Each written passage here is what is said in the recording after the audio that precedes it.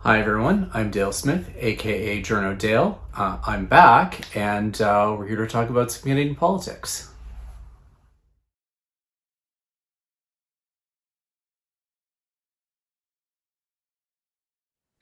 All right, we're here with Carleton University's Steve Saideman. In light of Trudeau's resignation, one of the things that I keep seeing over and over again is how he quote unquote hollowed out the military. And I keep having questions about this because, in my recollection of things, he's doubled their funding and done a major bit of recapitalization and tried to do something about the abuse of power crisis and toxic culture within. But maybe I'm missing something. And so I figured I would talk to Steve and get his take on this. Well, this is a challenge of our times, which is if you do some stuff but it's not enough, does that mean that it doesn't count? So you made reference to the spending that's related to the defense policy update, which everybody seemed to be impressed by. Or sorry, the defense policy review, which is called the Strong Security Engage from Right. 2017, which everybody is impressed by, and then the defense policy update, which came out in April of this year, which people weren't quite as impressed by. Um, and so, yes, Canada is spending much more money on its military now than it was 10 years ago. That people forget that Stephen Harper was cutting the military's budget because his biggest campaign promise was to have no deficits. And Right. the biggest pot of discretionary money in most democracies Is is the military military. thing. So it's not just a Canadian thing, it's a democracy thing. Yeah. So hollowing out is a very, very interesting phrase because it assumes a whole lot. Like Right. we're spending more money. The military is actually the challenge of that the challenge of today is that Trudeau has committed the military to a big enterprise, which is the Lafia Mission. Somewhere Right. between 700 and 2,200 troops are in a NATO mission in Latvia to deter, and if not deter, then thwart the Russians if they were to attack Latvia. And this has Right. been a major focal point of the Canadian military. It's been a major focus of Canadian diplomacy. It's been our biggest contribution to any multilateral military endeavor since Afghanistan. It's a big deal. It is exhausting Hmm. because we don't have that large of an army. And so uh, that might be one thing that critics are discussing is that by having such a large contribution to this mission, it is making it hard for the Army in particular to be able to sustain everything else it's doing because it has a large chunk of itself going over to Latvia every 6 months. Right. Right.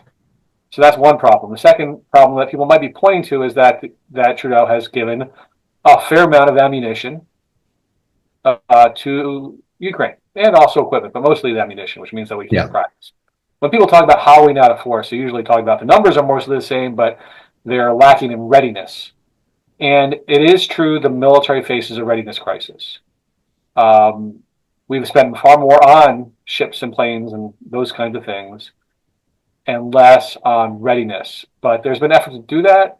There are challenges about how to get industry to make enough of the ammunition and all the rest. And the third thing that people will point to is that we have a personnel crisis, that we're down 16,000 people. Again, this is not a uniquely Canadian thing. It is a democracy post-pandemic thing. It's also a democracy 21st century thing Yeah. in that uh, it was hard to recruit during the pandemic. Um, Most modern militaries are short personnel, in part because people's lives have changed and the militaries haven't changed to reflect them. So Hmm. the average democratic military requires people to move around every 2 to 3 years. That was possible and not a problem for recruitment and retention when the military was consisted of young men who either were single or who married women who didn't have careers. Now we have men and women join the military. They have spouses who have careers. Some of them have military careers. And then moving around a lot is hard to sustain. So that's a major impediment to recruitment and retention. Hmm. To be fair to the critics, Trudeau's had 10 years to handle that particular problem, and they haven't made much progress on that. The overall recruitment crisis is mostly like inflation, something that Trudeau got blamed for, but it's something that everybody is facing.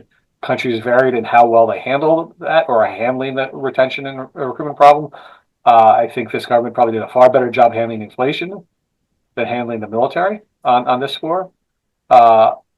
But I think it's an exaggeration to say that Trudeau has hollowed out the military. I think the military is not in the shape where we'd like it to be, and he bears some of the blame for that. He appointed an utterly useless Minister of National Defense for the first 3-4 years of his administration, Harjit Saideman, who didn't know what his job was, Yeah. testified in Parliament that he didn't know what his job was. He didn't say it that way, but that's the way I interpret it. And then he had a good one, but perhaps didn't support Anita Anand with enough money and deferred the big decisions. And the big decision recently was the defense policy update, which got the administration no credit because it was way late and not very credible. And then they show up at the NATO summit and have to radically revise it because they suddenly realize the 2% thing that everybody's been yammering about for so long is real, and it's real to Congress people who care about that as a condition for good Canadian-U.S. trade relations, although that may be moot in 10 days when we all get tariffed, regardless of how much we contribute to NATO. Yeah. Yeah, and that was kind of, I guess, my other question was how much of this is uniquely Trudeau and how much of this is just factors that are baked in. I know some of the I've been reading stuff about how the intake process for new recruits is now something like 18 months just because of the slow bureaucratic process within the military. And I don't know how much of that the government could do anything about because of the operational independence, or how much of that is something that government should be leaning on them to fix. Like I don't know where the balance is there. I'm probably a harsher critic on this than other people. I think this is a failure of civilian control of the military. Okay. The military has for a long time had a variety of policies that have made this hard. The military has tried to change some of them, but needs help from government. And other of these things, the military has not been well supervised. So, for instance, it used to be the military sent its worst people to be recruiters because they wanted every regiment wanted to keep their best people to do regiment stuff. And so, if you send your crappiest people out to be recruiters, it doesn't work too well. Yeah. Part of it is how do you implement oversight? So we don't want to have white supremacists in the military. So how do we do the security clearances to come in? The security clearances have been a major hurdle because we don't invest enough resources in the security clearances. We don't invest enough resources into the medical clearance process. And that's partly a military thing, but it's also partly on the civilian side for not providing the resources and not restructuring things. In the defense policy update, they discussed having a change of policy where we'll have a greater ability to have a probationary period, so that way you let in a lot of people without being sufficiently cleared for either health or security clearances. And then in the course of their first few months, while they're going through the training and while they're going through all that sort of stuff, we're learning more about them. And so that way we can kick them out more easily. I find it strange that we just can't kick out people as soon as we find out, they've got a swastika tattoo. I mean, it shouldn't be that hard to kick people out of the military. So again, that has to do with the legal system, and that requires the government to pass legislation. And you know better than I that it's impossible for the Canadian government to pass any legislation at any time. I still don't understand why we can't change or reform the National Defense Act every year when we feel like it. Yeah. Yeah. Well, especially in the last, I'm going to say, well, it's pretty much the entirety of Trudeau's time in government. There has been a uniquely awful system, not system, but pattern of abuse of process and procedural warfare within the House of Commons because of how the opposition parties have chosen to behave. And it's made it difficult for the government to get a lot of things passed that should have been fairly easy. It's partly the cabinet rarely meets, and they need to have a cabinet meeting in order to do anything. And so then you have to fight amongst all the different issues to get on the agenda. And so the military has not been on the forefront of the agenda. It should have been a high priority given the defense policy update that came out, given the Deschamps report, given the Arbor report, given having multiple chiefs of defense staff disgraced. It should have been a higher priority. So we can be critical of this government for failing to do what is necessary to reform the military. We can also be critical of the military for failing to reform itself, because the pattern of Canadian civil relations for a long time, more so than most other democracies, is for the military to govern itself And then when they screw up, then there's an democratic intervention. And that's the wrong way to think about civil military relations. Yeah. What should be is a dynamic relationship where the civilians are basically telling them every single day what to do, and the military is saluting and giving their advice, saying, well, that doesn't make sense. We ought to be doing something a little different. But they shouldn't be trying just defending their autonomy left and right. And so we've seen major changes that are productive ones. For instance, they've changed the promotion of, and command allotments for generals and admirals, so that way, for instance, the individual candidates can't pick their own reviewers. Yeah. They now are subject to much more review, including by civilians, before they get promoted, which might mean we no longer submit as many people to the top who have been spent a lifetime of abusing power and sexual misconduct and all the rest. Yeah. Yeah, and that's actually something I don't think that there's been enough attention to, is that top level abuse of power crisis. I mean, there's a lot of talk about, the toxic culture around sexual misconduct, but not enough about the abuse of power in the top ranks.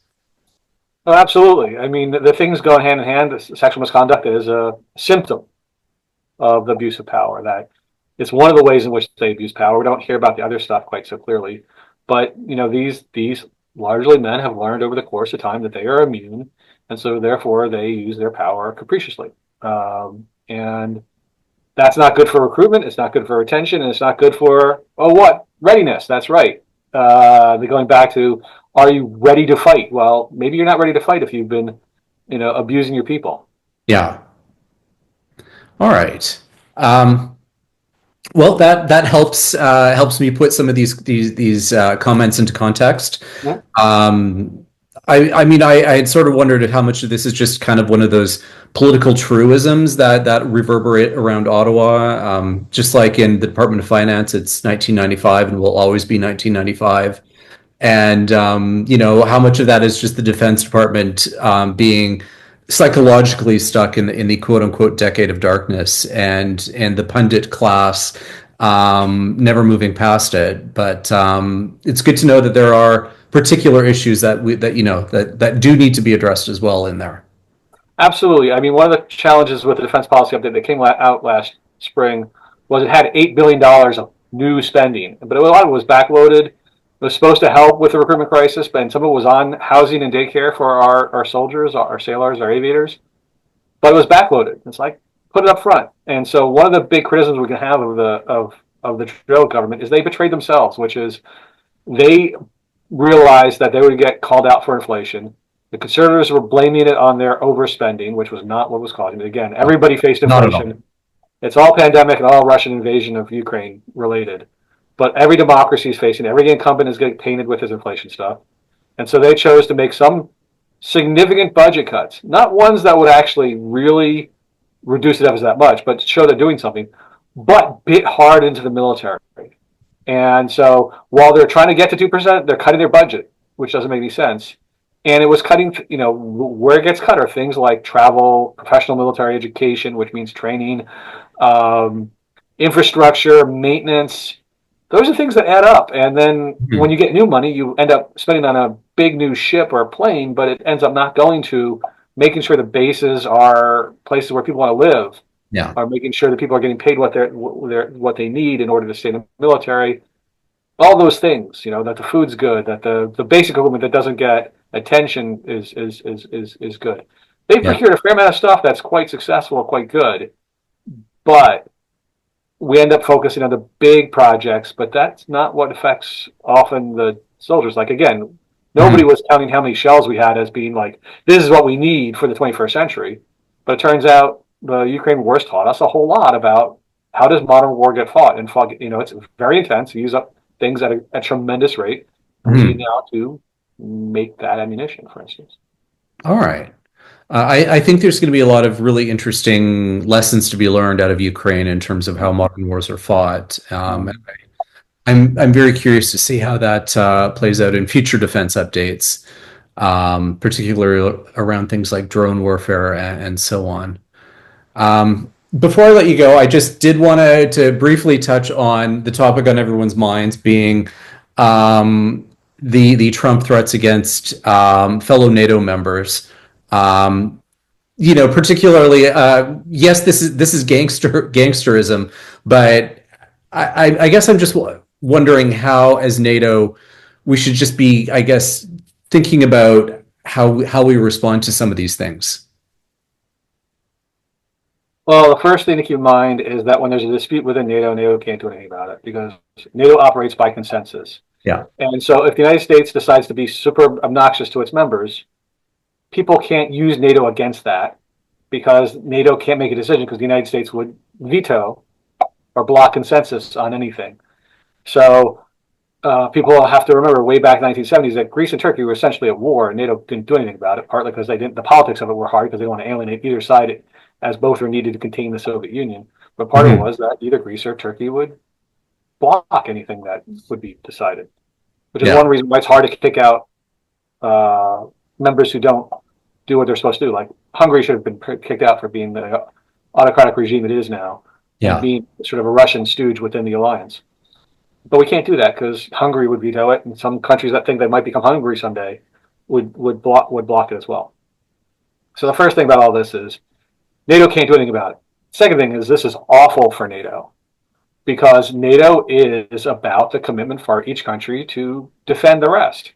And fundamentally, it's about the American defense of everyone else because the Americans have the nuclear umbrella that promises that if the Russians were to do anything, it might lead to an escalation where things ultimately lead to the United States involved in a nuclear exchange with Russia. And this has worked.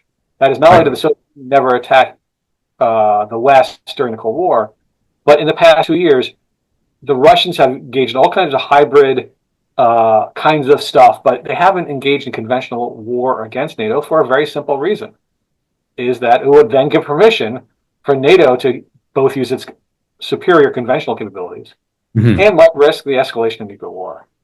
So that magic line between NATO and non-NATO matters a whole lot, but Trump is doing everything every day to erode that magic line and erode the credibility of NATO and threatening to attack Canada, Denmark.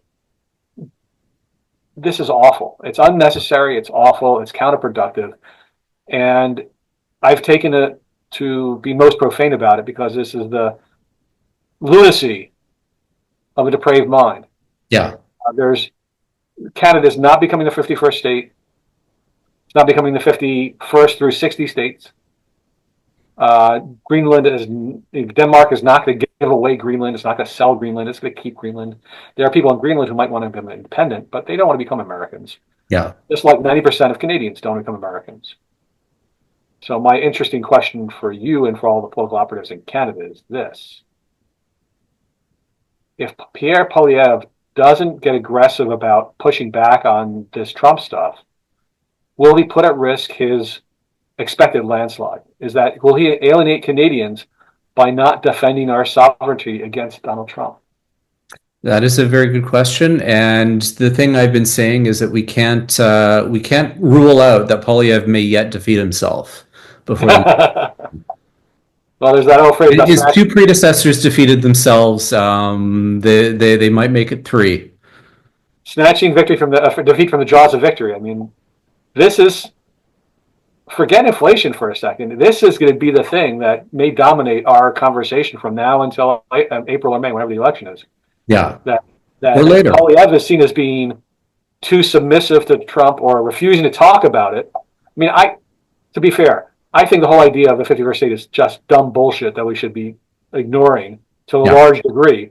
But our leaders should be making clear that exactly that. And so Trudeau said, no snowball's chance in hell. And it should have been met with equally strong comments from across the political spectrum. There should be a Team Canada. Hey, we can disagree on pretty much everything else, but sovereignty ain't one of them. Yeah.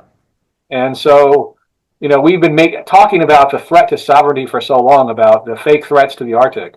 This is a real thing of the President of the United States talking every day about Canada in the most harmful ways possible.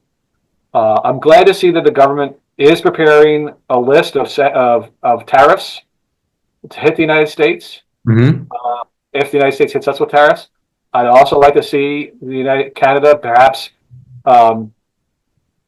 embargo the United States in the fields of oil and electricity because that's really where our strength is in hurting the Americans. Yeah. I say this as a dual citizen, but if Trump wants to hurt Canada, Americans have to pay a price for that. Yeah. And I'm glad to see that Trudeau is thinking about that too. I'm surprised, but glad to see that Doug Ford is signing up to join that thing. I'm not surprised to see that Daniel Smith ain't. Yeah. But we are facing a dire circumstance. And it's not invasion. It's, as Trump put it, economic coercion. Yeah. But this is what we call in my business coercive diplomacy. And two can play at that game. Yeah. The United States, the American people are vulnerable to our coercion, much more so, for instance, than China is. That the fact that we're so dependent on American trade, well, they're kind of dependent on our trade too. Yeah. And the things that they are most dependent on are oil and electricity. And those things have an immediate impact. You want to have inflation? You have stop. This is where did inflation originally come from? The OPEC oil embargoes of the early and then late 1970s, or the early 70s, then the Iranian crisis. That caused inflation. That caused something that called stagflation, which is when you have both high unemployment and high inflation.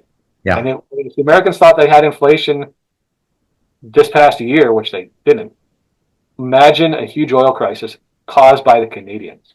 Yeah. Maybe the Saudis will be happy about that because they'll make more money, and it will help the Russians too because they'll make more money on their oil. But the American people will be hurt by it because they become far more dependent on really, really big vehicles than they should be. That's true.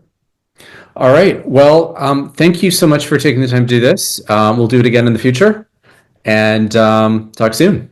My pleasure. I'll try but not to be as profane next time. All good. Cheers. And that's everything for this week. Thanks everyone for your patience through my unplanned hiatus. Hopefully we'll be back on a regular schedule from now on, hopefully. Thanks again for Steve for being my first guest back. And don't forget to like the video, share, subscribe, and support us on Patreon. Thanks everyone.